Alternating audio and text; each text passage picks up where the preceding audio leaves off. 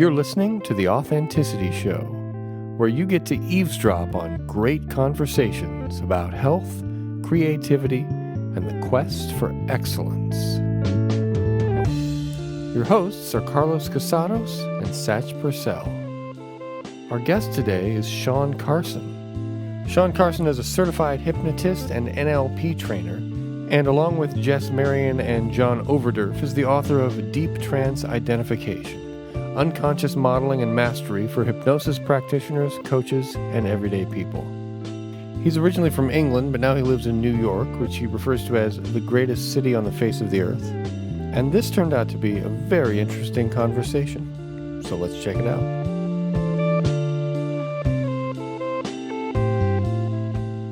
Here we are. Here we are. All right. Here we are.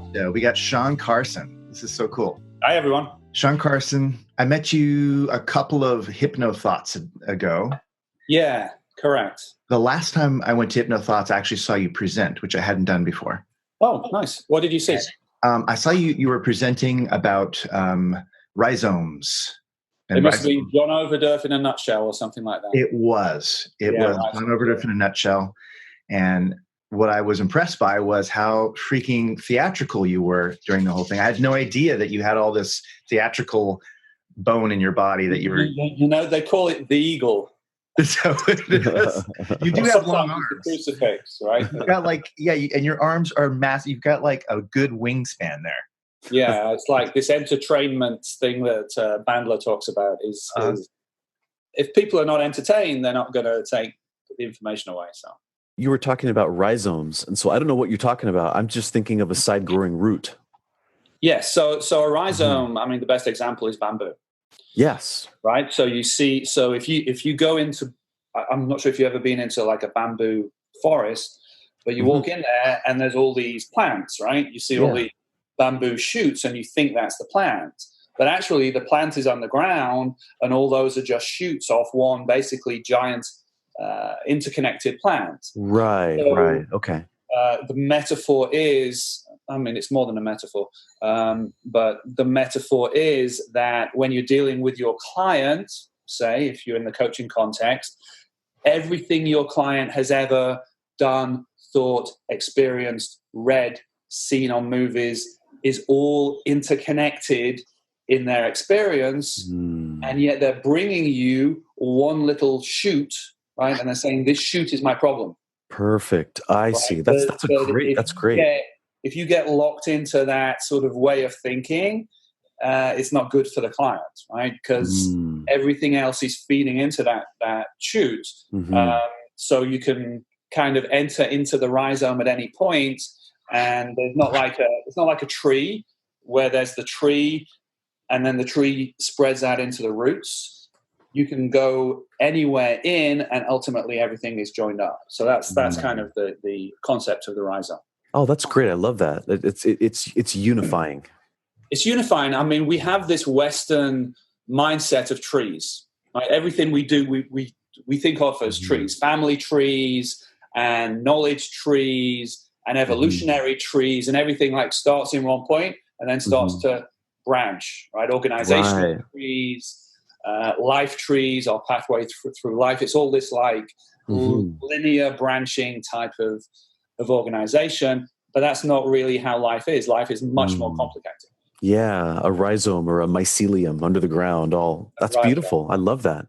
Yeah. So that again it's not a John Overdeuf, but he uses that widely. I think it was originally used by Jung. But yeah, it's a much richer metaphor than the tree metaphor.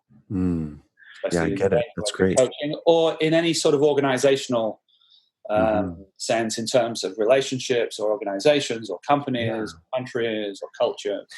Well, you know, I'm a clinician. I practice Chinese medicine, and I'm already seeing how that same concept applies to medicine. Somebody has a symptom, that's one shoot coming up. They have another symptom coming up. It's like, well, no, these are all in the same system. Yeah, and this is really, I mean, the Chinese go crazy at the Western thought of medicine that, like, okay, you're treating this symptom, right? The patient has this one thing, and that's what you're banging out with your medicines and everything versus what's the health of the person overall. Yeah, so, exactly. It's very much an Eastern way of thinking versus a Western way of thinking. Thank you. Plus, it aligns with all the other things that we learn about person's conscious awareness being only a small portion of what's going on overall. And then, that most of the stuff that's happening is the result of unconscious processing. For sure. Yeah. So, I mean, if we coach, we're looking for the synesthesia, right? So we're looking in the Overdeufian map we're looking for that point in time where your client loses control, where they're telling their story and then suddenly they drop into their problem state. Yeah. Right? It's like, what the fuck is that? Right. I mean, what did they just do? Why did they think about their boss and go into a negative state? Yeah. Right? Is that about their boss? Like the Western mindset would be, well, that's about their boss. But is it really about their boss? Is it about other things in their life? Is it about their past, their history? All these things weave in, and it gives you so many more points of leverage in terms of how you can change a client. It's not like, okay, I have to bang this one thing, and oh my God, it isn't working. You can go and do a re-imprinting, or you can go into the future. You can work on the emotional state, work on the values, work on their map of the world. There's so many ways of going into the rhizome to change it. And the other side of that is that you don't know, we say you never know how far a change may go. So a person is not a predictable thing, right? That if they say, okay, I'm a smoker and I want to quit, right? And you help them to quit, you have no idea how that's going to spread through their life, through their family, through the people they know. Their spouse is a smoker.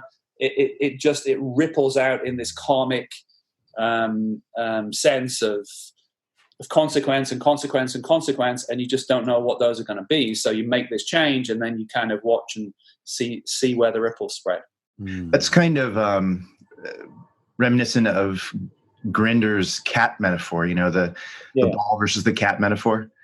So Satch, John Grinder is one of the co-founders of NLP, and he used a metaphor that, when you kick a soccer ball, you could theoretically, take a look at all the angles involved and how much pressure and speed and things like that were involved, and you could predict with a fair bit of accuracy where that ball's going to go.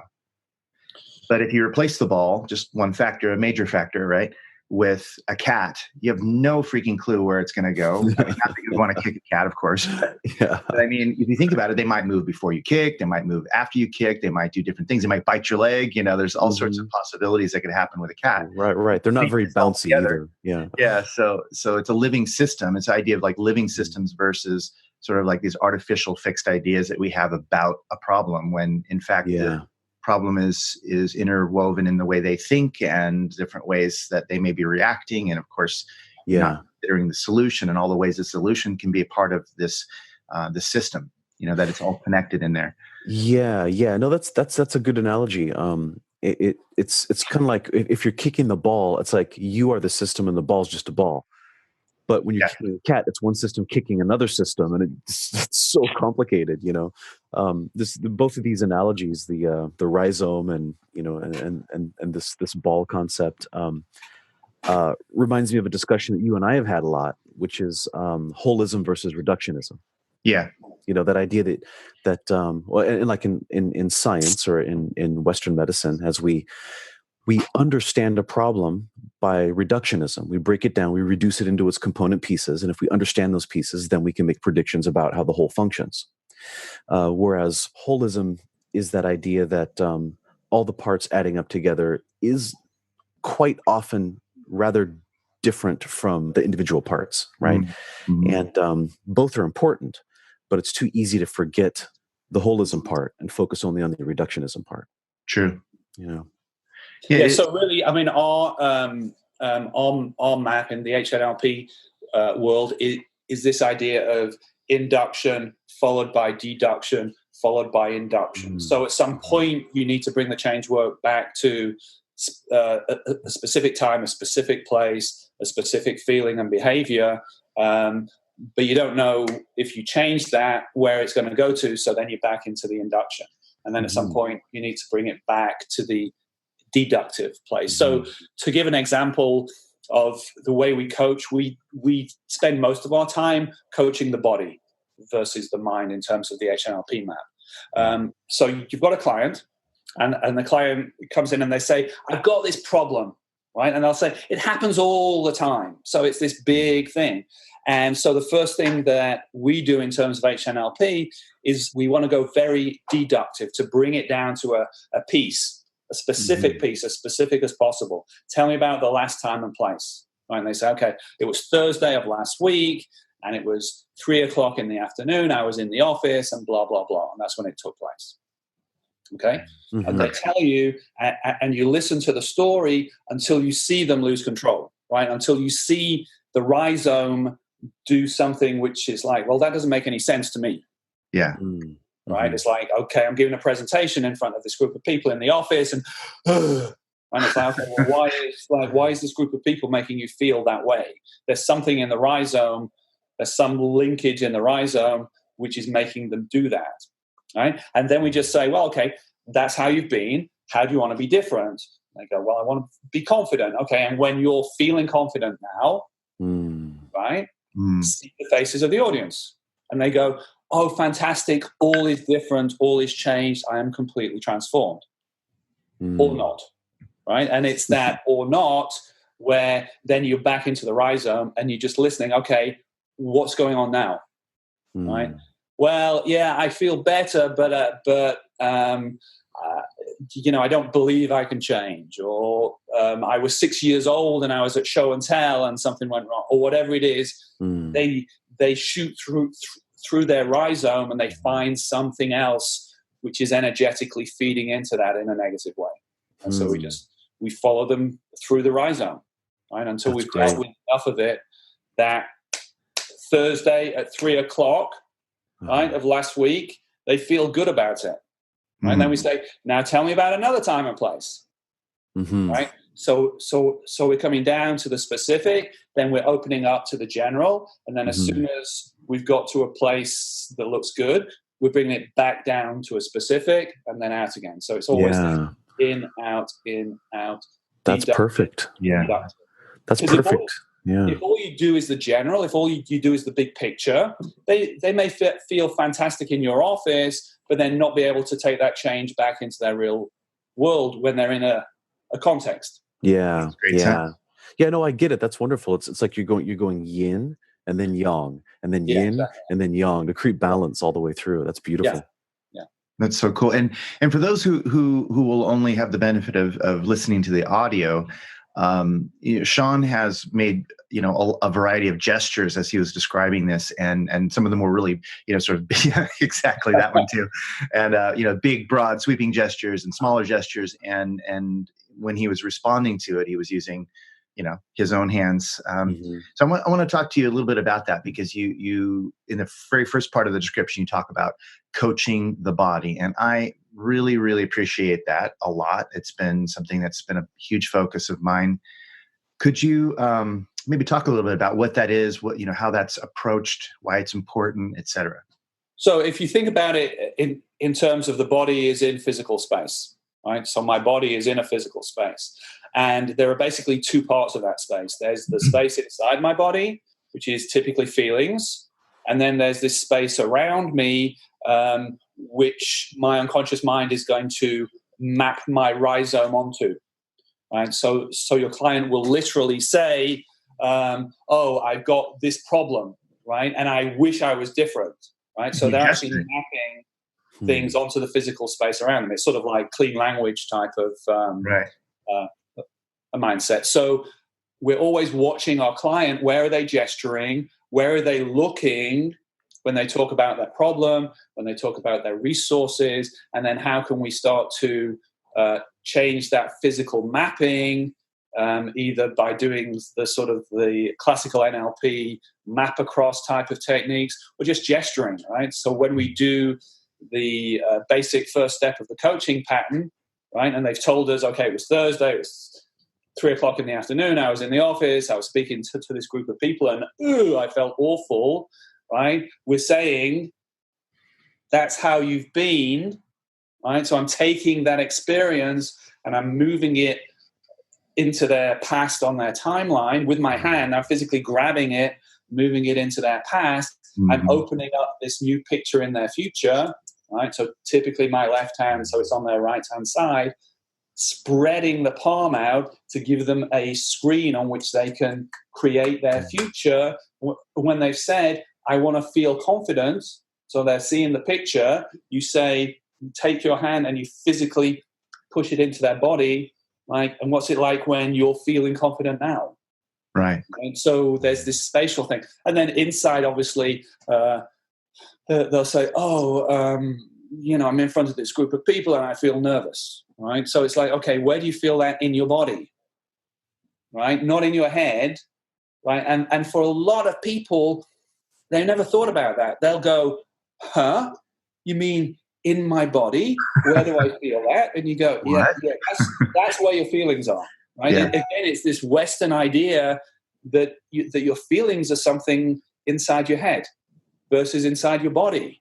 Mm-hmm. So it's this inside the body, outside the body. The unconscious mind is using this physical space to map both emotional states and also this conceptual framework. And once you know that, it's a powerful way of making change. That makes really good sense. And for a non-NLPer, a lot of people, when they're talking, you'll see them starting to borrow each other's gestures, just because that's what we do as human beings. It seems like, we want to be understood. We want to understand. And so to facilitate communication, we do a lot of our communication at an unconscious level. We start to do the things that other people do. We don't just modulate our pitch the same way. We actually start to move our heads the same way and kind of borrow each other's gestures. And it has, or at least it seems to have more layers of meaning when we do it that way. And so if you don't think you're doing this, you might not be, but look around. You might also be doing it, because there are people that walk around and they look like suspended heads, but they're all not very emotional. Really, yeah, and so it's really about being able to consciously tap into that. It's like there's two people who are living inside you, right? Your conscious mind and your unconscious mind, and they have different cable feeds. Right? So the conscious mind has got this cable feed from like 1962, black and white TV, one channel with lousy sound, right? And the unconscious mind has this like complete 2,000 channel cable with all the sports shows and the this and the that with 3D Dolby sound. And if you're not able to tap into that unconscious cable consciously, then you're living your life in this black and white, really, really totally boring world. But as soon as you can actually consciously begin to pay attention to what your client is doing physically in terms of their body, their gestures, their facial expressions, their tonality, it just makes the whole world infinitely more interesting, let's say. Yeah, that's true. And yeah, I mean, to give like the real reason I got into this is I kind of retired back in 2005 or 6 or something, 6. And I did an NLP course, and like my first experience, and I was dealing with this guy like as my client in a practice, and his presenting issue was he was having a problem with his girlfriend, right? They weren't getting along, blah blah blah blah blah. And he says, he looks up to his left and he says, I can't get her to see things my way. So in terms of NLP, he's going into a visual memory. Right. I just can't get her to see things my way. And I said, well, what would you have to do for things to be different? And he looks down to his right, and that's like a kinesthetic in terms of NLP. Down to his right, he said, I guess I would have to feel what she's feeling. Right? And he had no idea what he just said. But I'm like, oh my God, he showed me both in terms of his gestures, in terms of where his eyes went, and in terms of his choice of words, what his problem is and what the solution is. right? He's visual, she's kinesthetic, right? It's like, okay, we're kind of done now. We know what the problem is. We know what the solution is. All we have to do is to get there. Mm-hmm. So for me at that point in time, it was like I was previously checked into this 1962 one-channel black and white TV with bad sound, and then suddenly the world sort of went three-dimensional. And I went, oh my God, right? There's all this information which I had been blissfully not aware of for the first 40-something years of my life. So useful. Yeah. So yeah, it's such a great. This is such a great field.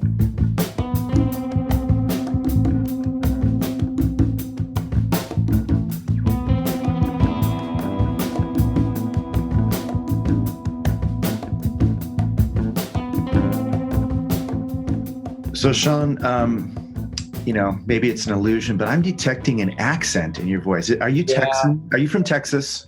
Yeah, no, it's the Bronx. No, I'm British. I was born in Blackburn in the northwest. So I've got a very soft northern accent. It's like my family say, "I'll take a look in the cookbook." That's how. Okay.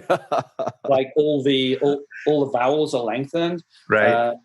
I don't do that because I was middle class, and then I lived in the South, and so I don't have that. But I have a northern accent. So a lot of Americans think it's Australian or South African or something because I'm not like I don't speak like the Queen.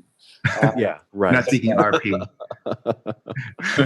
It's a mid-Atlantic now, to be honest. When did you come over to the States for like permanent living? 95, I think, 1995, 1996, 1996. Sarah's just over there and she said it's 1996. May of 1996. So it's been 23 years or something. All right. And what was it that prompted you to actually change your abode? Well, I always it's good to know yourself, right? Know yourself is the first rule. And for me to make a major change in my life, I need the propulsion, which means that I need to want to move into something new, but I also have to be kicked from behind. I know that about myself. I don't change jobs unless I've got something good to move into and I don't like my old job. Got it. So originally we came over in 1993 for 1 year. And the reason we came over is because we love to travel. Travel, seeing new countries, new cultures, new people. And I fucking hated my boss back in London. He was such a jackass. Yeah, he's a boss hole. This was back in the 90s. And the culture in London is that people would go out at lunchtime and they would get wasted. They would get completely wasted. And then they would come back into the office in the afternoon to do some more work, right? So that's one way to handle it. I'm walking around dealing with these people who are drunk off their asses in the afternoon and are telling me what I should be doing. I'm just like, just go home and sleep it off. Like, don't be a jackass. Yeah. Wow.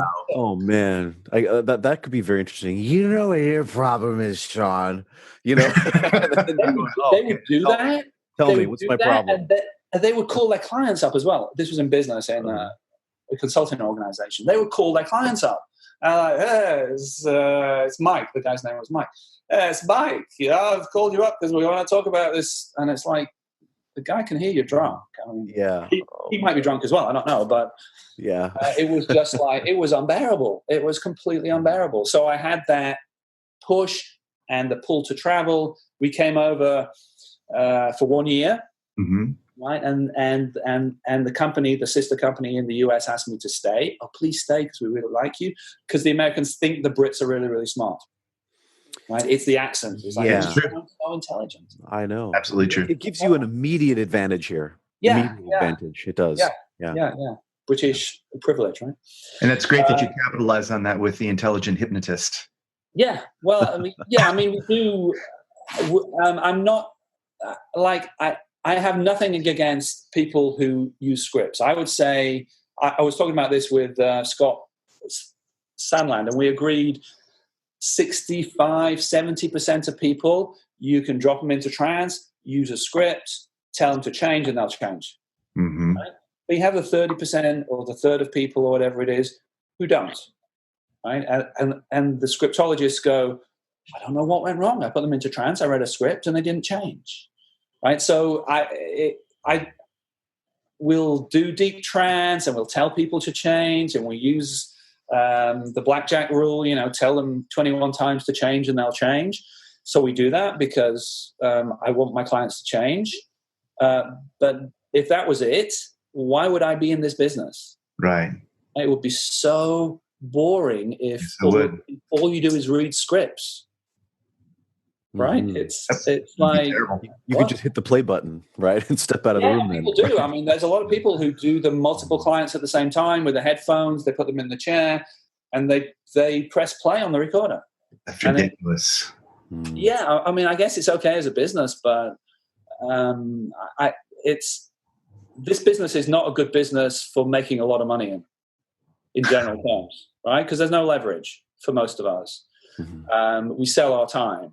Mm-hmm. So if all I want to do is to make money, I can make a lot more doing something else. That's true. Right? I do this because for myself, I am a selfish bastard and I want to personally grow. And what important way of doing that is to be able to look at a person who's not me and do this examination, right? Mm-hmm. What are they doing? Because I know I'm probably doing the same things in some other aspect of my life. Wow. So it's all about self-growth, personal growth. Very nice. When you're working with people, what you were talking about, the rhizome thing, it reminded me of a description that James Sakalos was giving about Sherlocking. He was giving a course in improvisation and NLP and understanding, underlying structures that and principles that make all the moving parts of various processes, and talking about Sherlocking, like asking the right kinds of questions and finding out what does sprout out in a way, what shows itself, and then investigating, what are those things connected to? Yeah. So, that's the fun part in a way, if you're really curious about personal growth, and if you're curious about the stuff of NLP and hypnosis and psychology and all that, it's what makes it fun for us. Yeah. Yeah. I mean, it's great fun. And then the other part that's a lot of fun is, I do a lot of longer term coaching. I have a lot of clients who come back on a regular basis. Mm-hmm. Generally, this is brief change work, right? So if someone comes and they go, I've got this issue and I've had this issue for my entire life. I've been in therapy for 10 years. How long do you think the change will take? And I'll go, well, based upon what you told me the problem is, probably 2 sessions, 3 sessions. And they go, that's impossible because I've been in therapy for 10 years. And you go, yeah, but your therapist is invested in keeping you safe. Mm-hmm. But there are some people who want to work on many aspects of their life, and therefore they come back. And those are the clients where you really build a relationship. You really care about them, and you see them doing things which they couldn't do before, and you just go, "Oh, this is just fantastic." I've got a client, and her life is ruled by fear, and I say she's a Sith Lord, right? Because she's got this right, which she taps into, and she has this resource state about being in water, right? Diving and swimming, but she's too scared of doing it, right? She can't actually go and do a scuba class because she's too scared of it. So we get to the end of a session and she says, oh, on the way over, I saw this shop, this scuba shop, and they have like a course, like I forget the name of the scuba courses, but the scuba course. Patty. Like, that would be really good, but I can't afford it, right? So I go, oh, okay, well, don't pay me for the session, but take the money you would have paid me and put it down as a deposit on the course. Right. So now she's in a double bind. Right? So it's like, I'm paying for this course now. And she's like, okay, I'll do it. Right. So now she's flying off. She had a fear of flying, but now she flies off and she goes scuba diving. And it's that sort of thing where you go like, oh my God, this person has really transformed their life has moved out of the darkness of the Sith into the Jedi, and it's just incredible to see, and just fantastic to be a part of that sort of growth of somebody's life. I love the Star Wars reference. That's great. Yeah. Yeah, we use the Sith and the Jedi quite a lot because it's very true. Right? It's our generation too. Yeah. Yeah. Definitely. Yeah. I mean, I did use that back in Vegas. I guess it was last year, and a student in the class was from China, and he was very studious Chinese. I used the Sith and the Jedi, and he raises his hand and he goes, "Excuse me, sir, what is Star Wars?"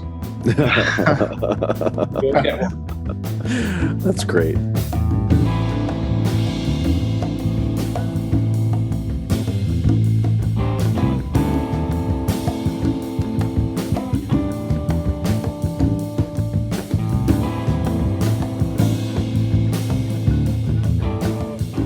So how is it that you went from moving over here to this, sister company or whatever, and then you got into NLP and hypnosis, things like that? Because it's a long story. I think I'm a little bit on the spectrum. I don't really, or before I got involved in this, I didn't get people at all. I'm just like, why is this person doing this? Yeah. I was very much this. Like head up kind of thing. Yeah. So it caused me a lot of issues in terms of my career, because people get the promotions and pay rises not by being good at their job, but by how they interact with their colleagues and their bosses. Yeah. Emotional intelligence, right? Yeah. Yeah. Which I didn't have. Like I'm very smart, but my EQ was like this big.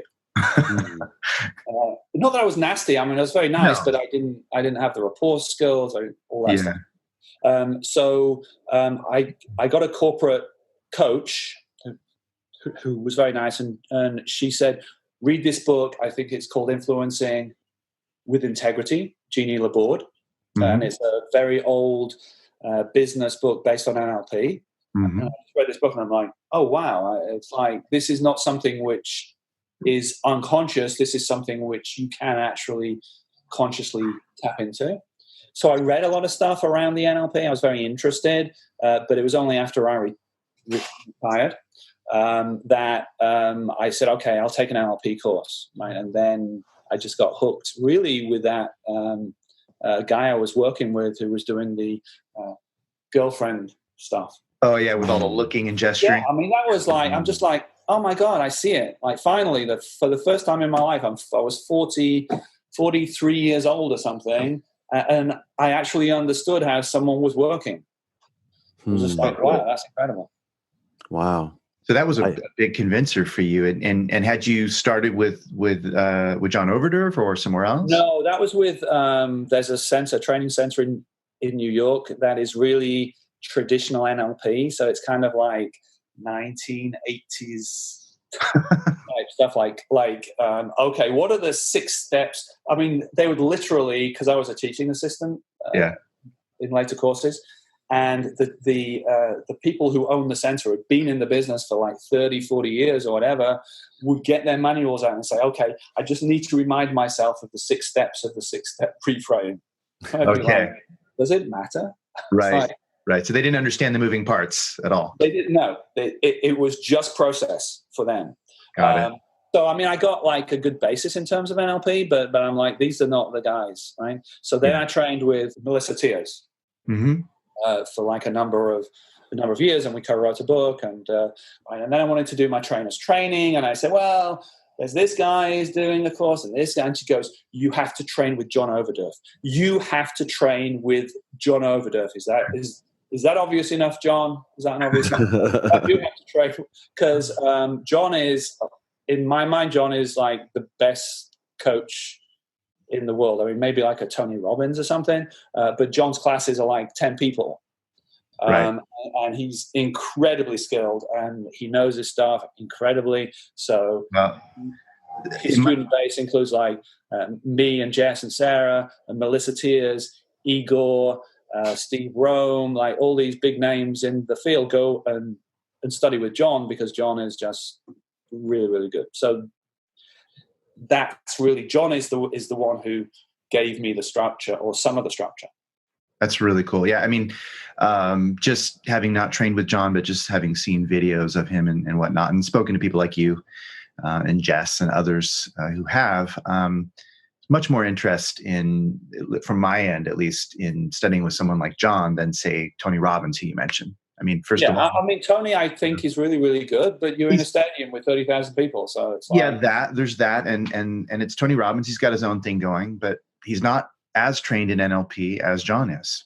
No, I mean, John is. He did his practitioner training many, many years ago, but he didn't go any further with it. No, John is a creative genius in the field. John's work is, as far as I know, is the most complex coaching system or modality I've seen. Right? He's got attention shifting coaching, where you have to like, you know, spin the client's words and go inductive and deductive and blah blah blah. And he says, Shawn, don't make it overly complex. So I think John sorts by, like, if he invented it, it's simple, but if someone else did, it's complicated. Yeah, well, that's funny. So no, but John can't explain exactly what he's doing. He can say, I'm doing this, but if you say, why are you doing that now? He'll sort of go like, I don't know, it just felt like the right thing. So he's very intuitive in the way he works. Yeah. Well, like most genius. Yeah. Yeah. Right. It's unconscious, and it requires a. Well, yeah. I mean, right? Yeah. I mean, so there's an artist. Like, if you look at an artist, like a Picasso, right, and you look at the progression of their work, at the end of the day, it's like really, it's like, how, why, what is he doing? Like, what the fuck is that? But if you look at his earlier work, he's trained himself, right? So you can see the progression from the specific to the abstract. Mm-hmm. Right? So again, a good artist will typically start off with very precise brush strokes, and then over time will become more inductive in terms of their approach. Super cool. Yeah, I mean, if someone's an artist and all their work is like splattered paint, you've got to think like, is this really an artist, or is this like a chimpanzee in the zoo? Right. I don't know. So yeah. I like to see an artist and say, okay, they can paint, right? They have the technical skills, and they've opened up into this world that they see. You're speaking to my heart right now, because, well, I've talked about, Jackson Pollock. He knew how to really draw the human form in detail. Same with Picasso. But I went to the Van Gogh Museum when I was in Amsterdam, and I felt like ashamed that I didn't really like his work very much, and people were like furrowing their eyebrows, like, you don't like Van Gogh? And I said, well, it just doesn't really speak to me. And I was thinking about why it was, and I think it was just that I never really, it didn't complete the picture for me, because I never saw an example of where he came from and where he got to. I just saw where he got to. So I didn't see any kind of I think advanced drawing skills or illustration skills. I think the interesting thing is that if you look at his early work, it's like a potato. Right. It doesn't even look like a potato. It looks like a brown blob. Right. And then suddenly, it's not that there's a progression. It's not like, okay, he paints a brown blob and then he paints a red potato and then it's an orange potato. I mean, it's like all his work is horrible, and then suddenly, bang, right? There's this, like somebody turned the light on and he said, oh, there's color in the world. Oh my God. Right.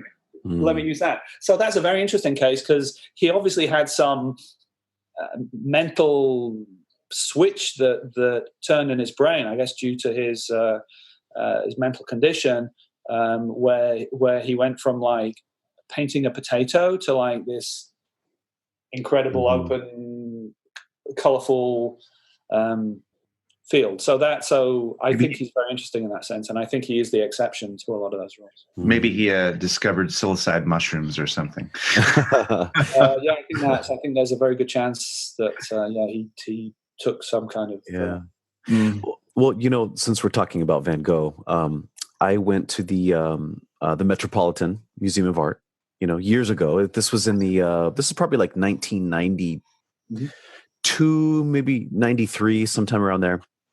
And when I was there, they had Starry Night on display there. Yeah. I guess they had it there for a little while. And I was with some other guys that knew a lot about art. And at the time, I really didn't know any. I never took like a fine arts class or anything like that. And I was looking at Starry Night, and my friend next to me was going, "Man, I can't believe I'm staring at this painting." He was really blown away. And I was just kind of like, all right, whatever, and then years later, I found myself in a fine arts class, and we talked a lot about Van Gogh, and I developed such a deep appreciation for what he was really doing that I looked back and I thought, I can't believe I looked at that painting and I blew it off. Because like now I look at it, I'm like, oh my God, because I see what he was trying to do, and it's just funny how this is the rhizome again. Yeah, there you go. Yeah, exactly. And now I look at Starry Night and I see what he was trying to show, and it's like that blows my mind. But it's just having the perspective. It's knowing the process. It matters. They believe he had schizoaffective disorder, which is a combination of bipolar with some schizophrenic tendencies, which is why he would be depressed and paint these real dull colors and not much life. And then he'd go on a rampage and he would just paint for 3 straight days and do these amazing colorful paintings because it was bipolar. He was depressed and then manic and then depressed and then manic, And so that kind of does explain some of the context of why his paintings were so drastically different at times. Thank you. It's like his story is really part of the art. I mean, the fact that he suffered so much. I mean, if those paintings had been painted by like a chirpy little chap from Croydon, they wouldn't be as interesting. I can see how this guy is painting this stuff. Yeah. But this guy who sliced off his own ear. I mean, what's that about? Right, exactly. Yeah. He was in quite a state. And when he killed himself, he shot himself in the stomach, which is very interesting. That's like, why would you do that? Why would he shoot himself in the stomach? It's almost like he was punishing himself, And I did not know that. Yeah, it's bright in my sad. Yeah. Yes. So. Thanks, Satch. Yeah, I'm sorry. So let's all go paint with dull colors now for a while. But we'll be back. Yes.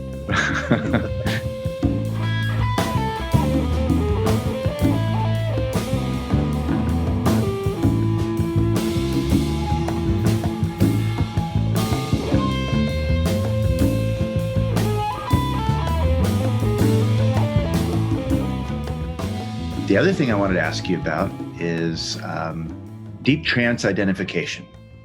Not just the book, but the concept itself. So, you and Jess co-authored this book, and John as well. And before John Overdeuf. John Overdeuf, right? Weird. And before you had written this, there really wasn't much that you could buy online or anything like that was about deep trance identification. No. So let's talk first about what it is.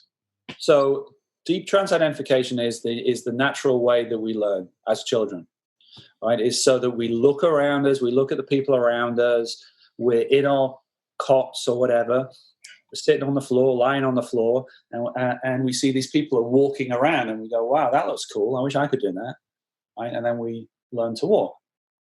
And we would come out of the movies, and I would come out of the Batman movies, and I'd be doing all the Batman moves. So we copy the people around us, and we do it in such a way that it's not just copying; it's stepping into them. It's the concept of mirror neurons. So these are neurons that essentially activate when we see somebody doing something and we respect them. Right? Those are the basic two things. There's got to be a rapport, and then we have to see or hear somebody do something, and then our brain automatically starts to copy them. And we don't have to physically do it. The brain just does it automatically. So we've all experienced this. If you're watching a sports match, like a tennis match, say if you're into tennis, and then going boom, boom, and you see the people like shifting from side to side, right? Because they're physically into it. Their mind is copying what is going on. So it's very natural as a process.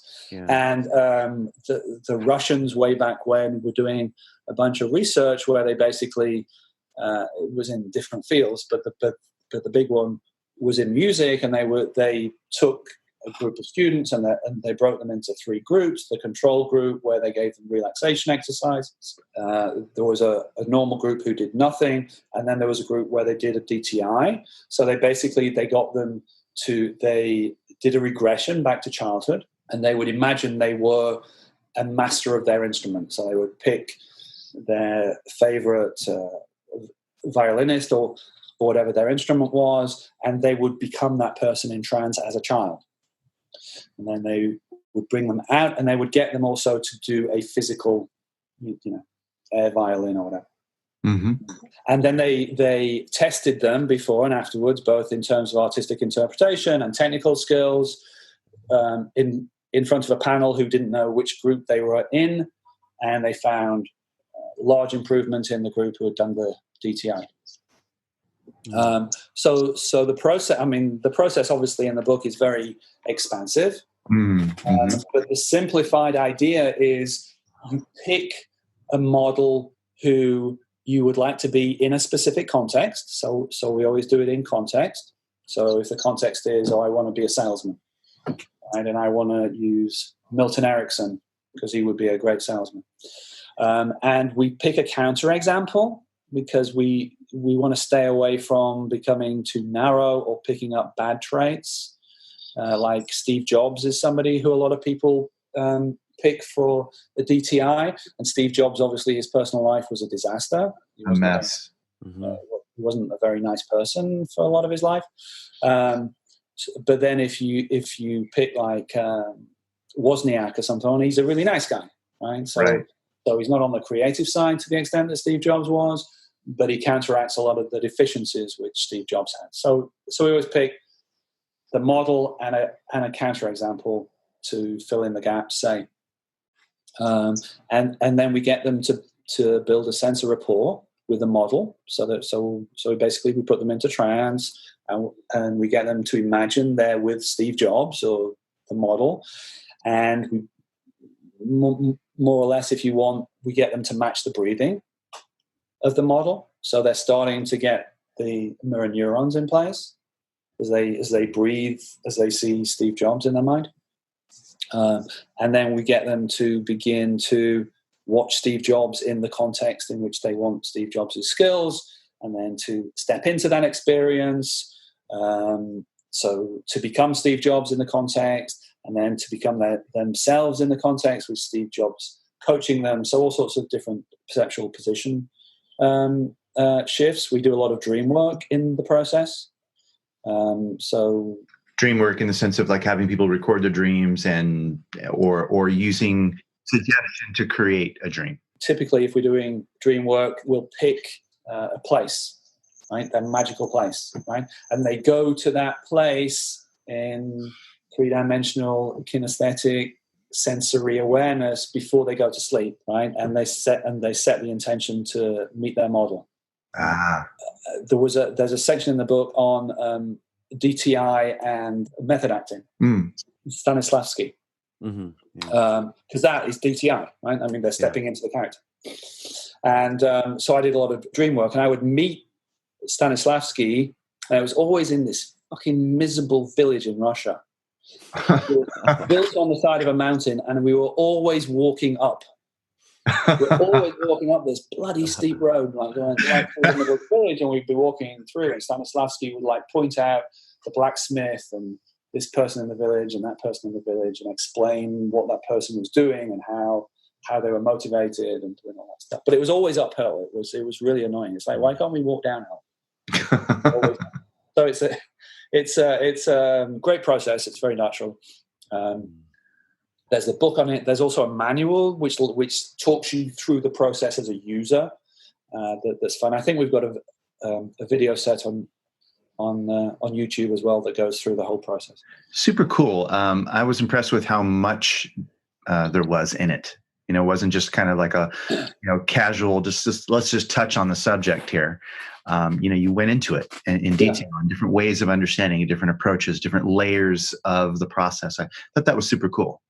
Yeah. So we did a lot of work. I did a lot of work with Jess, Jess with me, with our clients. We ran a number of workshops. So it was a lot of fun. I really like how you described that you're tapping into that old neural network in childhood where natural learning happens. It just seems so logical to do that. It seems so natural. I mean, I can remember being a child stepping into roles like that and becoming heroes, and it's something that I think anybody can identify with. Yeah. I mean, especially now, because if you want to be James Bond, you just go onto YouTube and there's a million things to watch. So there's a lot more information, a lot more ways of accessing this stuff than there was 30 years ago. And it seems like, there's so much detail in the book that if you were a creative person, an intelligent person, you could read the book and you don't have to have any kind of NLP background to do it. You could start doing it, just almost reading it at face value, like with the instructions and the manual. And it would help if you have background in those things, but it doesn't seem like it's absolutely necessary. So if someone heard this and went, well, I'm really curious about that, you could get the 2 books and watch the videos on YouTube, and you could start on yourself. You could start doing, or work with a partner, and even better. And people do this. I mean, people watch the TV and you can see they identify with a particular person, or at work, or their family, or their dog. And we actually do. There is a big section in the book about DTI with an animal. There you go. The mailman's here, so this is going to happen for a second. Is it a female mailman or a male mailman? It is a male mailman with a very long beard. So she probably thinks that it's a man, like with a squirrel in his mouth or something, So, okay, it's over. So Deep Trance Identification is the name of the book, just so that people can look it up. You won't be disappointed. There's a lot of really great stuff in there. Yeah, it's a great process, and the trances are just phenomenal depending on who you do. I mean, I did the Silver Surfer in a trance. Nice. I was surfing over the surface of the sun in deep trance, and it's magical. Trance is magical.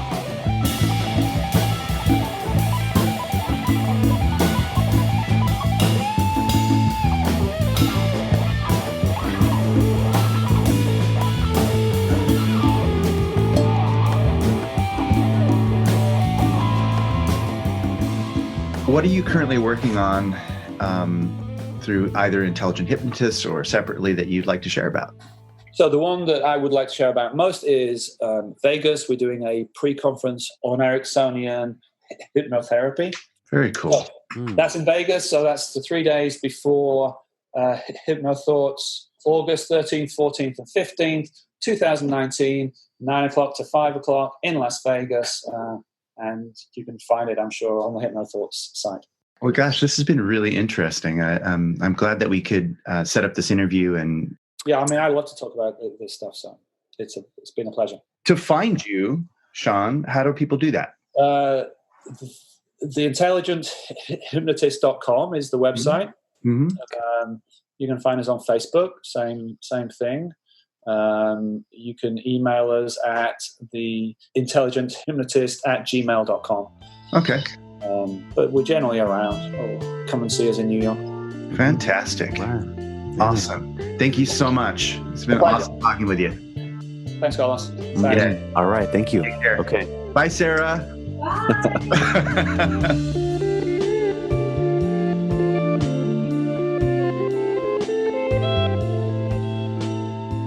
You've been listening to The Authenticity Show with your hosts, Carlos Casados and Satch Purcell. Very special thanks to our guest today, Shawn Carson. As Shawn was just saying, you can find him at theintelligenthypnotist.com, or you can use that handle and find him on social media. My name is Oliver Althoen. I record, edit, and produce the show. I also wrote the theme music, which you're listening to right now, and the interstitial music this time was from a live jam with some good friends just a couple of weeks ago. Please subscribe to The Authenticity Show wherever you get your podcasts and find us on social media. We would love to hear from you. And our website is authenticityshow.com. Thanks for listening. Have an authentic day.